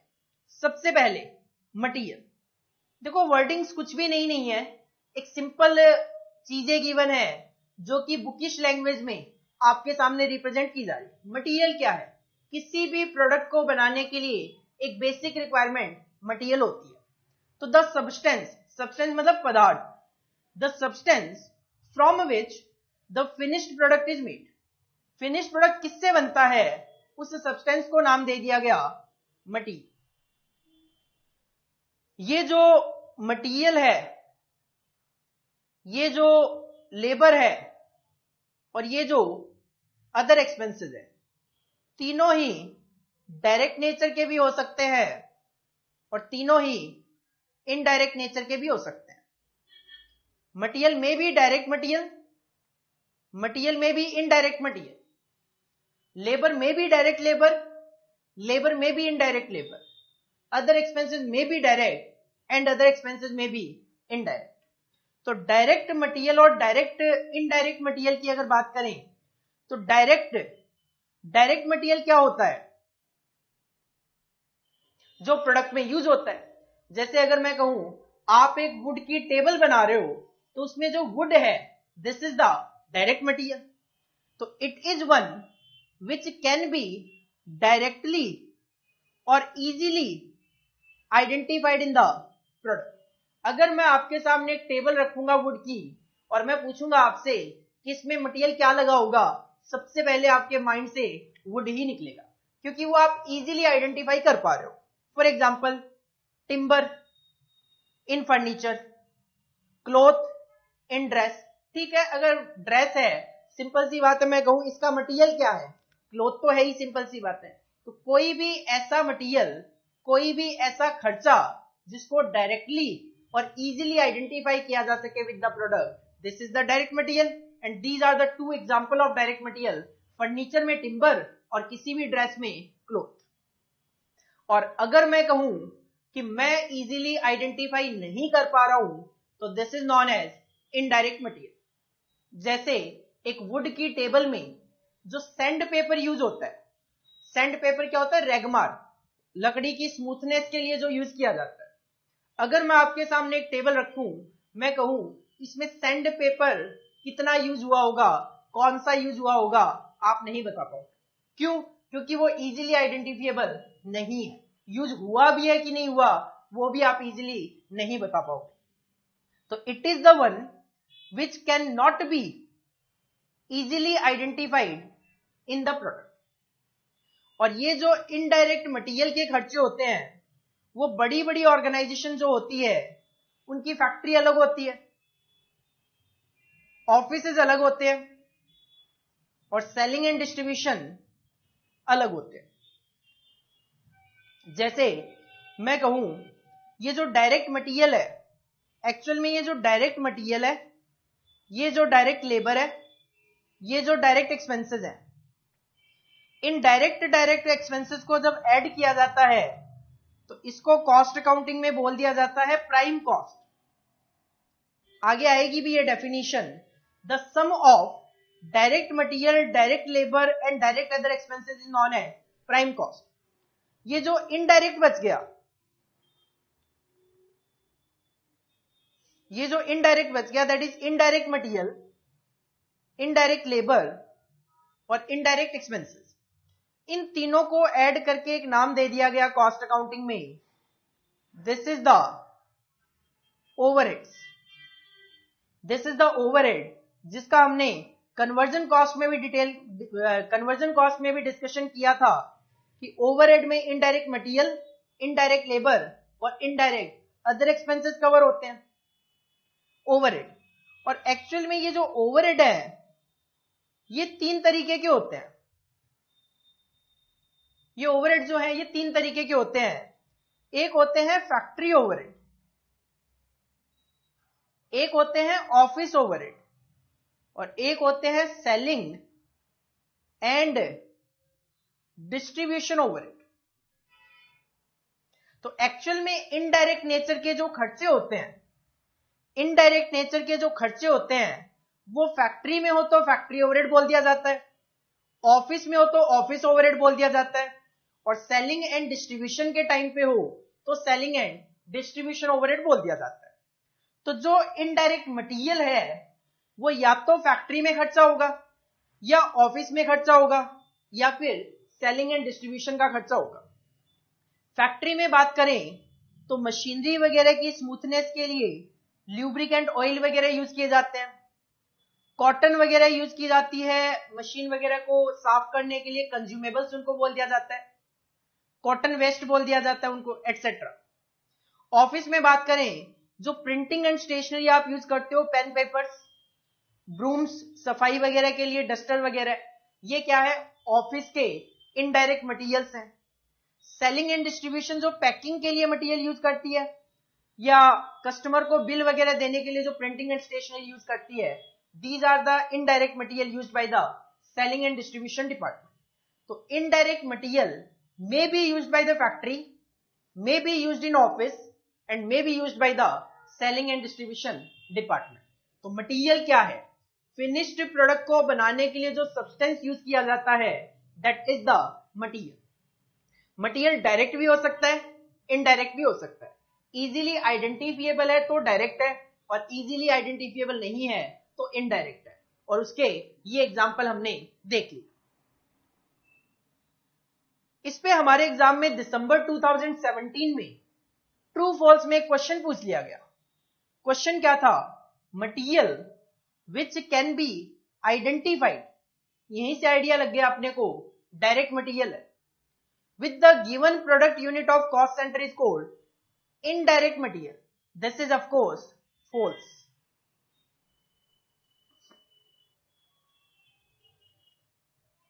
This is false. मटेरियल के बाद आते हैं सेकंड एलिमेंट पे, दैट इज द लेबर। किसी भी प्रोडक्ट को बनाने के लिए केवल और केवल मटेरियल से बात नहीं बनेगी, अगर मैं मार्केट से टिम्बर परचेज करके ले आता हूं, वुड परचेज करके ले आता हूं और लाके मैंने अपने घर पे रखा, क्या ऑटोमेटिकली उससे कोई अलमीरा या टेबल बन जानी है? नहीं, जब तक उस पर कोई कारपेंटर काम नहीं करेगा तब तक वो इन एनी केस टेबल की फॉर्म में कन्वर्ट नहीं की जा सकती। तो what is labour? The human effort. जो कारपेंटर है उसका जो एफर्ट होगा रिक्वायर्ड टू, किस लिए? To convert the material into finish product is called labour. अगर आप किसी भी मटीरियल को फिनिश्ड गुड्स में कन्वर्ट करने के लिए ह्यूमन एफर्ट यूज करते हो तो this human effort is known as labour. जैसे मटीरियल डायरेक्ट और इनडायरेक्ट हो सकता है, वैसे लेबर भी डायरेक्ट और इनडायरेक्ट हो सकती है। जैसे मैंने अभी कारपेंटर का जो एग्जांपल दिया, this is the direct labour. लेकिन एज ए ऑर्गेनाइजेशन में बात करूं, जो ऑफिस में अकाउंटेंट बैठता है उसको भी मिलती तो सैलरी ही है। जो सुपरवाइजर होता है फैक्ट्री में उसको भी मिलता तो सैलरी ही है। जो सेल्समैन होते हैं उनको भी मिलती तो सैलरी या कमीशन ही है। तो कहीं ना कहीं लेकिन वो सीधा सीधा प्रोडक्ट बनाने में तो एंगेज है नहीं, तो उनकी जो सैलरीज है these are covered in indirect wages या इनडायरेक्ट लेबर। तो डायरेक्ट लेबर क्या है? It is one which can be again वही इजीली या कन्वीनियंटली आइडेंटिफाइड और attributed fully to a particular job, product और प्रोसेस। अगर आप एक ह्यूमन एफर्ट की जो रेलिवेंसी है उसको सीधा सीधा किसी प्रोडक्ट से आइडेंटिफाई कर पाते हो, this is the direct labour. Carpenter एक टेबल बनाता है, आप उसके बदले में उसको 400 रुपए देते हो, आप डायरेक्टली आइडेंटिफाई कर पा रहे हो इस टेबल को बनाने के लिए ह्यूमन एफर्ट 400 रुपए का है। For example, wages paid to carpenter, जो मैं अभी एग्जाम्पल दे रहा हूं। इसके अलावा अगर आप क्लोथ लेके जाते हो टेलर के पास और कहते हो भाई साहब शर्ट बना देना, उसके लिए उसको जो पेमेंट करते हो, this is also the direct labour. आपने कपड़ा दिया, एक शर्ट बना के उन्होंने आपको दिया जिसके बदले में आपने उनको 300 रुपए दिए, तो 300 रुपए आपको पता है इस कपड़े को शर्ट में कन्वर्ट करने के लिए टेलर आपसे चार्ज कर रहा है। तो इनडायरेक्ट लेबर क्या है? Which can not be conveniently identified और attributed fully to a particular job, product और process. फॉर एग्जाम्पल, एक फॉरमैन जो होता है उसको जो सैलरी पे की जाती है, वर्क मैनेजर जो होता है उसको जो सैलरी पे की जाती है, जो फैक्ट्री के बाहर गेटकीपर होता है उसको जो सैलरी पे की जाती है, these all are worked in factory, जिसकी वजह से ये फैक्ट्री की लेबर है बट इनडायरेक्ट नेचर की है, क्योंकि इन तीनों का ही डायरेक्टली प्रोडक्ट से कोई रिलेशन नहीं है। ऑफिस में बात करें तो अकाउंटेंट को जो सैलरी पे की जाती है, जनरल मैनेजर को जो सैलरी पे की जाती है, मैनेजर को जो सैलरी पे की जाती है, प्रोडक्ट से उनका कोई रिलेशन नहीं है। इसी तरीके से सेलिंग एंड डिस्ट्रीब्यूशन डिपार्टमेंट में जो सेल्समैन को सैलरी पे की जाती है, या लॉजिस्टिक मैनेजर जो होते हैं, मेंटेनेंस मैनेजर वगैरह, उनको जो सैलरी पे की जाती है, प्रोडक्ट बनाने में तो डायरेक्टली उनका भी कोई यूज नहीं है। तो डायरेक्ट लेबर क्या है? Conveniently identified with the product, और अगर नहीं है तो वो इनडायरेक्ट लेबर है। और उसके कुछ एग्जांपल्स हमें पता होने चाहिए। तीसरा एलिमेंट है कॉस्ट का अदर एक्सपेंसेस। मटीरियल और लेबर के अलावा जो भी खर्चे लगते हैं, these are covered in other expenses.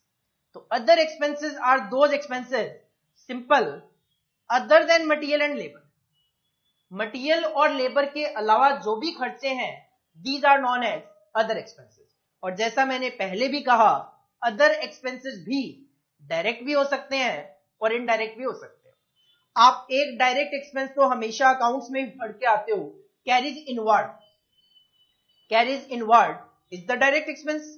Material को लाने के लिए जो आप कैरीज पे करते हो, फ्रेट पे करते हो, this is the direct expense related to the material. Indirect expense में तो बहुत सारे एक्सपेंसेस हैं जो मटीरियल और लेबर नहीं है, this all are indirect expenses. Factory की बिल्डिंग का डेप्रिसिएशन, अगर बिल्डिंग आपकी है, बिल्डिंग आपकी नहीं है तो रेंट। ऑफिस का रेंट, सेल्समैन का कमीशन, सेल्समैन को सैलरी, सेल्समैन की सैलरी चलो इनडायरेक्ट लेबर में हमने कवर कर ली, सेल्स डिपार्टमेंट के रेंट, डिस्ट्रीब्यूशन के लिए जो कैरीज आउटवर्ड आप पे करते हो, this all are the indirect expenses not related to the product. Direct expense क्या है? Direct expenses are those expenses which can be directly allocated to a particular job, process और product. जैसे आपको हम 500 रुपए के नोट्स प्रोवाइड कर रहे हैं, this is the direct expense. मैं कह पा रहा हूं हाँ 500 रुपए की कॉस्ट हर बच्चे के लिए है, लेकिन आपको पढ़ाते वक्त जो लाइटिंग यूज हो रही है, इलेक्ट्रिसिटी का जो बिल आ रहा है, this is not directly related to a particular student. हम बस इतना कह सकते हैं कि हाँ 10,000 रुपए का ये जो इलेक्ट्रिसिटी बिल है, this is for these students. और जब वो नहीं भी पढ़ रहे हैं तब भी तो इलेक्ट्रिसिटी यूज हो रही है, तो कहीं ना कहीं उसको डायरेक्टली आप रिलेट नहीं कर पा रहे. फॉर एग्जाम्पल डायरेक्ट एक्सपेंसेस की बात करें, एक्साइज ड्यूटी, आप जीएसटी बोल सकते हो आज के टाइम पे, रॉयल्टी, स्पेशल हायर चार्जेस, अगर किसी प्रोडक्ट के लिए आप स्पेसिफिकली कोई इक्विपमेंट वगैरह हायर करते हो, उसके लिए जो भी खर्चे होते हैं, these are the special hire charges. Carriage inward भी आप इसमें कवर कर सकते हो. और इनडायरेक्ट एक्सपेंस क्या है? जो डायरेक्टली एलोकेटेड नहीं होते. Indirect expenses are those expenses which can not be directly allocated to a particular job, process और प्रोडक्ट.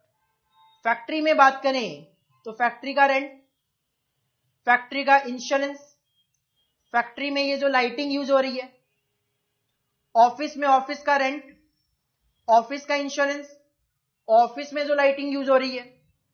सेलिंग एंड डिस्ट्रीब्यूशन में आप माल को बेचने के लिए जो एडवर्टीजमेंट करते हो, एडवर्टाइजिंग एक्सपेंसेस. जो शोरूम के खर्चे हैं, लाइक शोरूम का रेंट हो गया, शोरूम का इंश्योरेंस हो गया, जो शोरूम में लाइटिंग वगैरह आप यूज कर रहे हो, these are not related to the directly related to a product, जिसकी वजह से these are known as indirect expenses. तो एलिमेंट ऑफ कॉस्ट की मैं बात करूं तो एलिमेंट ऑफ कॉस्ट में 3 एलिमेंट कवर्ड है. पहला मटेरियल, दूसरा लेबर और तीसरा अदर एक्सपेंसेस.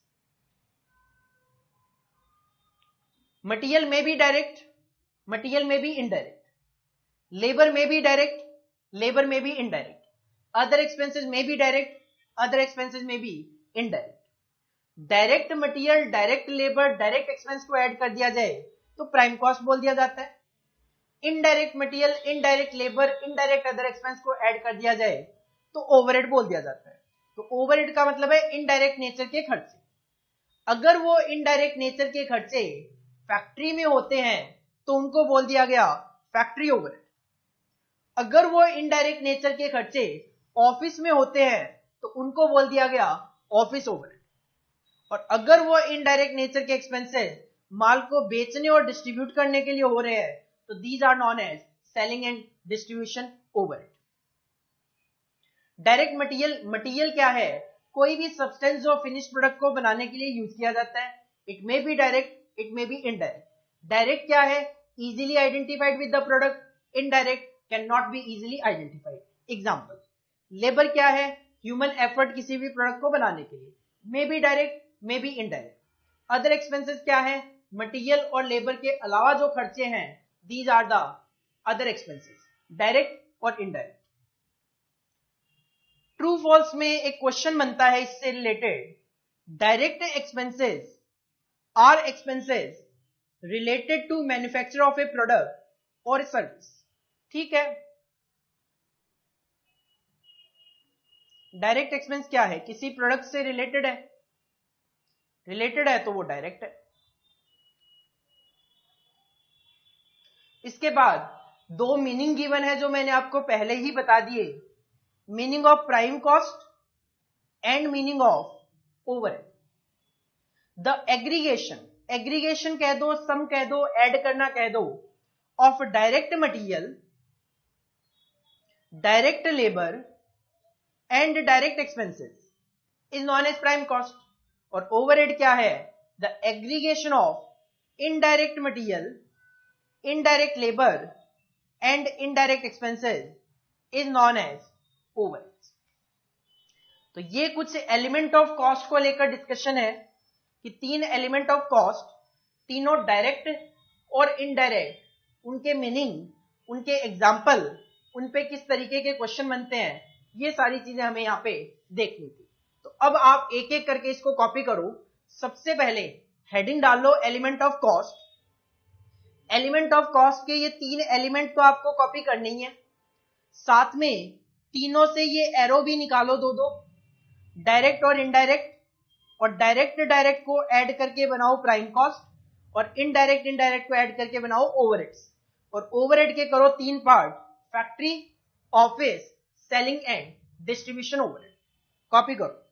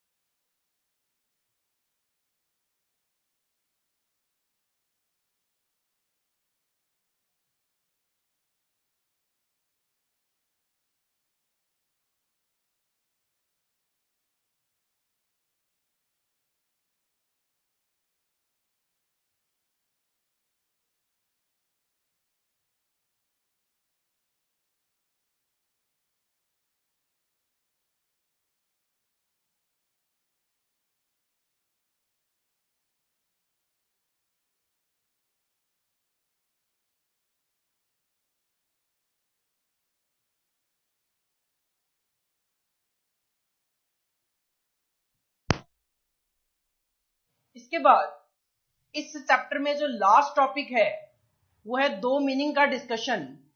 एक है कॉस्ट एलोकेशन और एक है कॉस्ट अपोर्शनमेंट। एक है कॉस्ट एलोकेशन और एक है कॉस्ट अपोर्शनमेंट। मान लो एक ऑर्गेनाइजेशन में ये 3 डिपार्टमेंट है। एक ऑर्गेनाइजेशन में ये 3 डिपार्टमेंट है, डिपार्टमेंट ए, डिपार्टमेंट बी और डिपार्टमेंट सी। एक सुपरिटेंडेंट है, एक सुपरिटेंडेंट है जो कि केवल और केवल डिपार्टमेंट बी में काम करता है और उनको 10,000 रुपये पर मंथ पे किए जाते हैं। एक सुपरिटेंडेंट है जिसका टोटल एक्सपेंस कितना है 10,000 रुपए एज ए ऑर्गेनाइजेशन, लेकिन वो केवल और केवल डिपार्टमेंट बी के लिए काम करता है।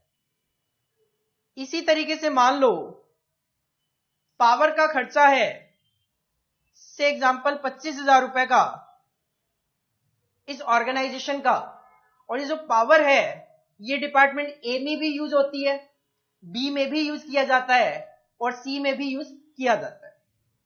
अब मैंने क्या कहा, मैंने कहा ये जो सुपरिटेंडेंट के 10,000 रुपए के खर्चे हैं ऑर्गेनाइजेशन के, ये केवल और केवल डिपार्टमेंट बी में ही काम करता है, डिपार्टमेंट ए और सी से इसका कोई रिलेशन नहीं है।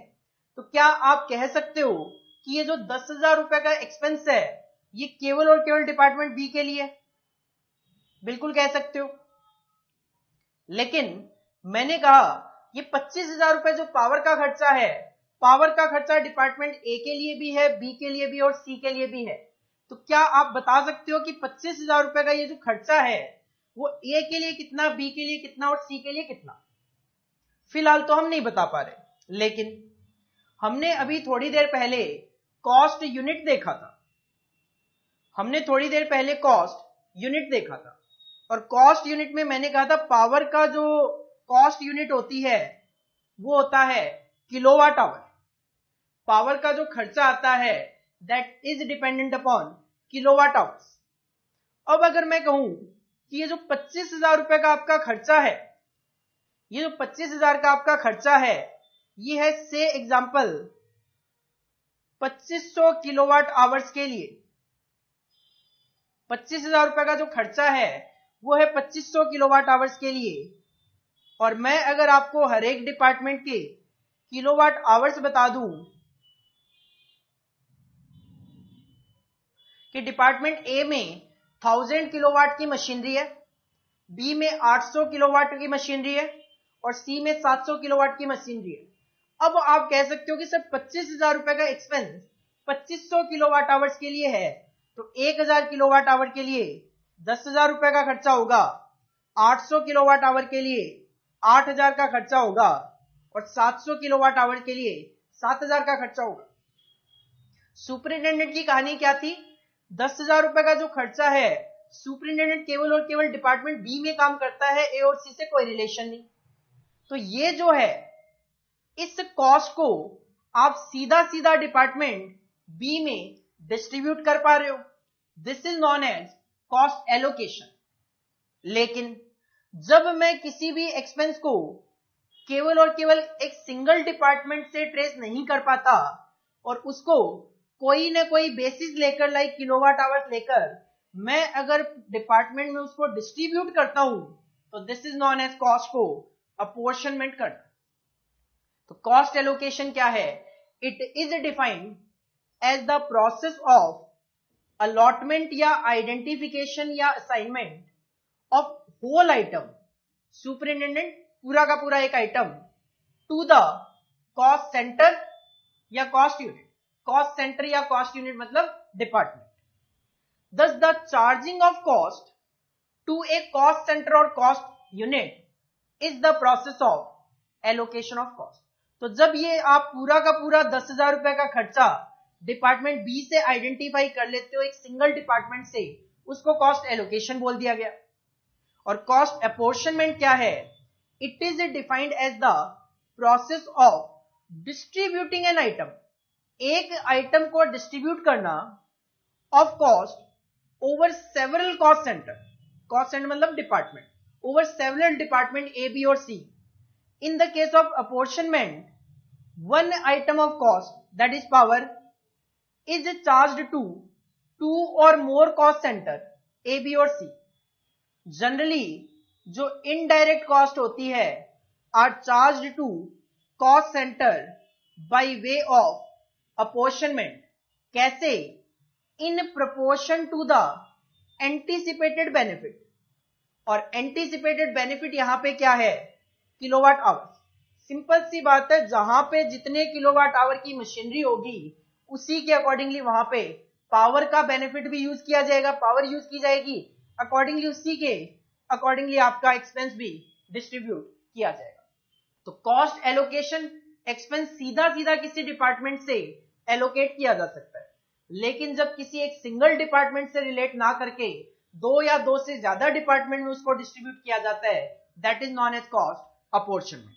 और इस पे हमारे क्वेश्चन बनता है, एग्जाम में क्वेश्चन आया दिसंबर 2018 में, charging to a cost centre those overhead that result solely, केवल और केवल for the existence of that cost centre.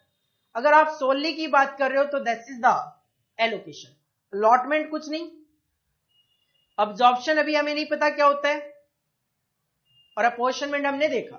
लेकिन ये डेफिनेशन किसकी है? एलोकेशन की डेफिनेशन है। तो एक हेडिंग डालो, cost allocation and cost apportionment. इन दोनों को कॉपी कर लो, और अगर आपको अंडरस्टैंडिंग पॉइंट ऑफ व्यू से एग्जाम्पल कॉपी करना हो तो ये जो नीचे एग्जाम्पल है इसको भी आप कॉपी कर सकते हो, ताकि जब भी आप इस एग्जाम्पल को देखोगे आपको याद आएगा कि हाँ सर ने कुछ बताया था।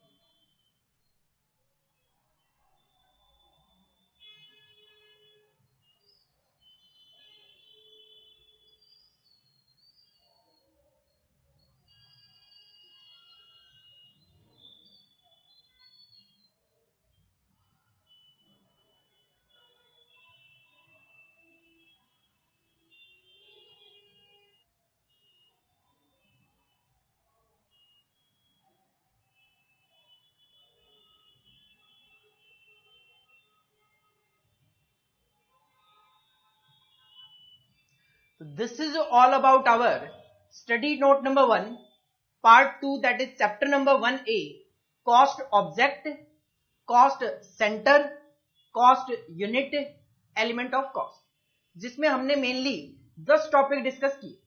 कॉस्ट ऑब्जेक्ट क्या होता है, रिस्पॉन्सिबिलिटी सेंटर जिसमें कॉस्ट सेंटर भी कवर्ड था, कॉस्ट यूनिट और उसके मेजरमेंट के तरीके क्या है, उसके बाद कॉस्ट कंट्रोल क्या होता है, उसके एडवांटेजेस, कॉस्ट रिडक्शन क्या होता है, कंपैरिजन विद कॉस्ट कंट्रोल, इसके बाद एलिमेंट ऑफ कॉस्ट हमने देखे, और लास्ट में जाके हमने देखा cost allocation and cost apportionment, और बीच में हमने एक मीनिंग देखा कन्वर्जन कॉस्ट का।